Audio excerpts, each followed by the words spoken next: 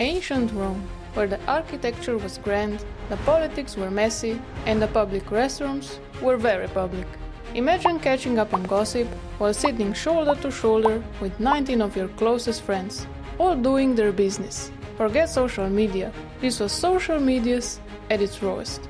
Thankfully, we've traded communal pooping for private stalls. But that shift wasn't just about comfort, it saved lives. Sanitation has doubled life expectancy in parts of the world, and even today, poor sanitation kills more people than war.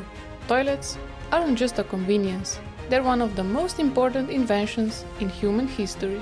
So grab some toilet paper, preferably not a Roman sponge, and let's plunge into the surprisingly epic history of toilets. Long before indoor plumbing, even ancient civilizations understood that waste needed to be kept far from where people lived and drank. Ancient religious texts warn against contaminating water sources, but practical waste management goes back even further, around 3000 BCE. In ancient Mesopotamia, homes had clay toilets in private rooms connected to pipes that used running water to flush waste into street canals and cesspits. By the Bronze Age, infrastructure had advanced dramatically. In parts of the Indus Valley, nearly every home had a toilet connected to a citywide sewage system. Palaces in ancient Crete even featured a basic form of manual flushing. While we can't say exactly what sparked these innovations, one thing is clear: managing waste properly is essential for public health. Untreated sewage breeds deadly microbes: cholera, dysentery, typhoid. But it took thousands of years for science to catch up. In the meantime, instincts were kicking in. As early as 100 BCE, people were already blaming foul smells for illness. They weren't entirely wrong. Even if they misunderstood the cause, the connection between stink and sickness hinted at a deeper truth. Today, the World Health Organization credits sanitation improvements with preventing tens of millions of deaths in the last century alone. This connection makes sense. Bodily excretions, death, and rotten smells can all signal danger or disease. Disgust is our brain's way of telling us, stay away. That same instinct didn't just shape hygiene habits, it also made its way into moral and religious codes. Take this passage from the Old Testament, for example, which advised the Hebrews to handle their exodus in a more holy manner. The Romans, however, had a very different approach. They were surprisingly relaxed about poop. At its peak, Rome had 144 public toilets. Those long open benches we showed earlier emptied into the Cloaca Maxima, a massive sewer system that drained into the Tiber River. But while the infrastructure was impressive, the average Roman didn't always benefit. Many simply used pots and tossed the contents into the street. Unsurprisingly, this led to mounting waste, foul smells, and outbreaks of disease. People blamed the stench for making them sick. When the Roman Empire fell, so did its sanitation systems, and with them, public health. Life expectancy dropped, and epidemics spread like wildfire. The problem was, no one knew the real cause. The dominant theory at the time was that bad smells were the cause, and while they were wrong about the mechanism, they weren't entirely off base.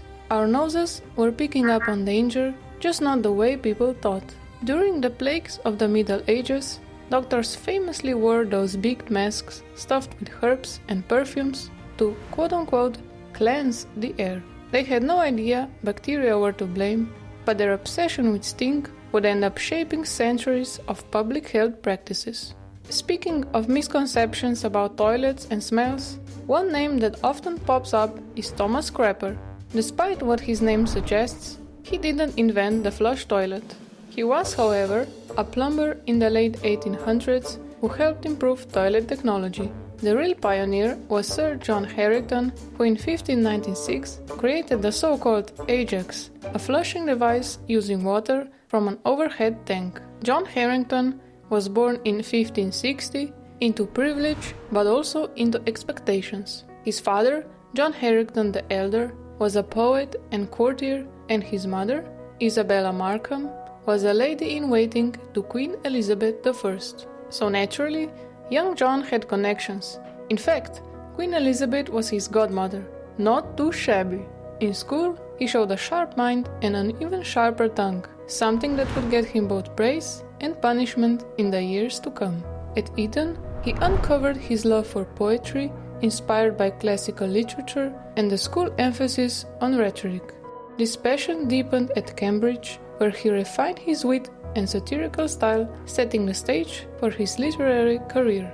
In his 20s, John wrote a risque translation of The Tale of the Tub, a satire that amused the court but offended the Queen. Not a fan of his humor, she banished him until he could prove himself useful.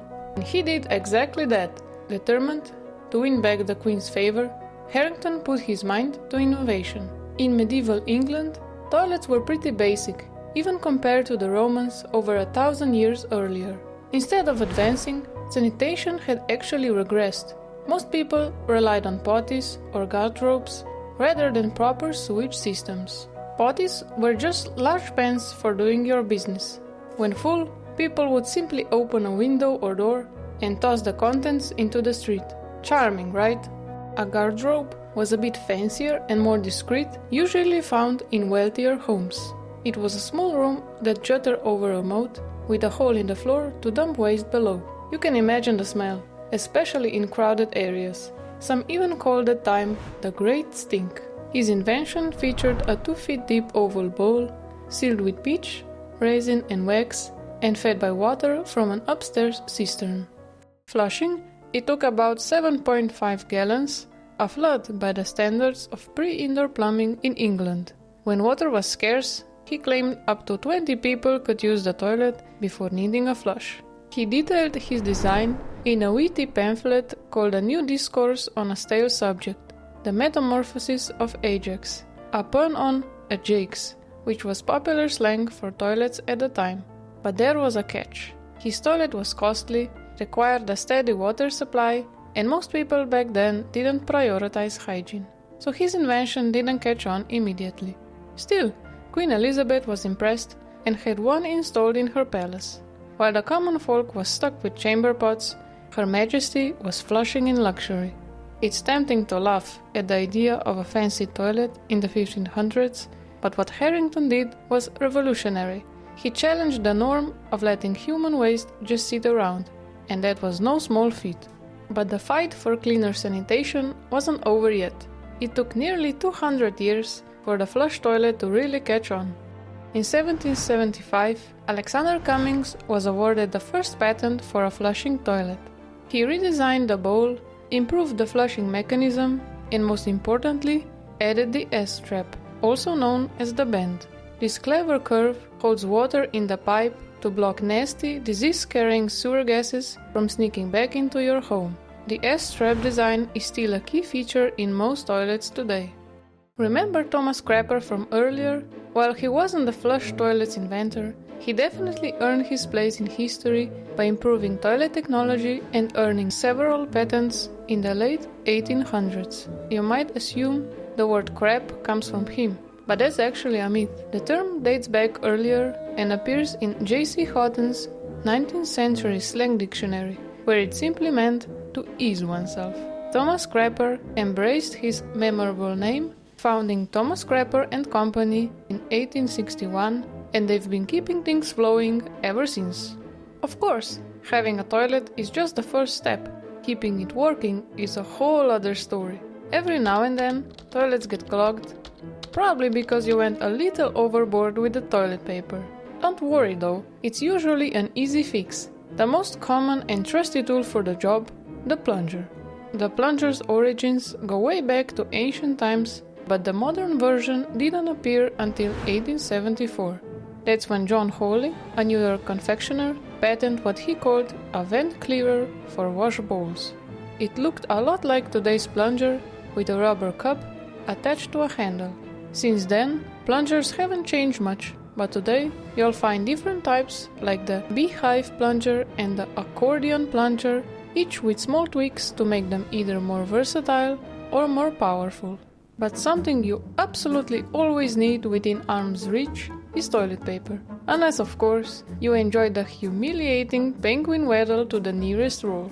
The early years of people cleaning themselves were all about improvisation. Anything close to a hand was a potential paper substitute, whether it was leaves, grass, hay, moss, wool from sheep, or any number of other materials. In ancient Greece, stone and clay were used, while the Romans were ahead of the curve thanks to their ingenuity of tying a sponge to the end of a stick. And yes, they did in fact wipe their butts with it, which perhaps was not such a good idea because, sponges are basically bacteria hotels with unlimited vacancy. Since they're super absorbent, they didn't just clean, they collected moisture, filth, and hosted a lovely bouquet of ancient diseases. These sponges were often shared in public latrines, meaning you weren't just wiping with your own germs, but with the delightful medley of whatever the last guy left behind. While they were supposedly rinsed in a bucket of vinegar or salt water, let's be real, ancient sanitation was about as effective as using a wet napkin to clean an oil spill. So next time you think public restrooms are gross, just be grateful you don't have to share a communal butt sponge. Luckily, by the 6th century, the Chinese had a better idea. People in China used paper products to wipe long before paper was available in the rest of the world, with evidence of mass production dating back to the 14th century. In the 16th century, paper also became widespread in Europe, so the population began to use old newspapers and pages from books to wipe. In the US, around the 19th century, catalogs became popular, especially Farmer's Almanac and Sears Roebuck, as they were printed on soft paper, delivered free, and even had a hole in the corner to help hang in the outhouse. In 1857, toilet paper took its modern form after New York's inventor Joseph Gayetti. He introduced the world to a hemorrhage-preventing product. At least that's how he marketed it. His manila hem sheets were infused with aloe and pulled from a tissue-shaped box. Before 1878, toilet paper came in flat sheets, not rolls, but the Scott brothers changed the games in 1879 by introducing the world's first toilet roll. They sold it through their own company, Scott Paper Company, but they didn't patent their ingenious idea, allowing others to roll with it. So next time you flush, plunge, or unroll some toilet paper, remember, you're using one of the most life-saving inventions in history, thanks to people who literally gave a crap. If that's not notable, we don't know what is.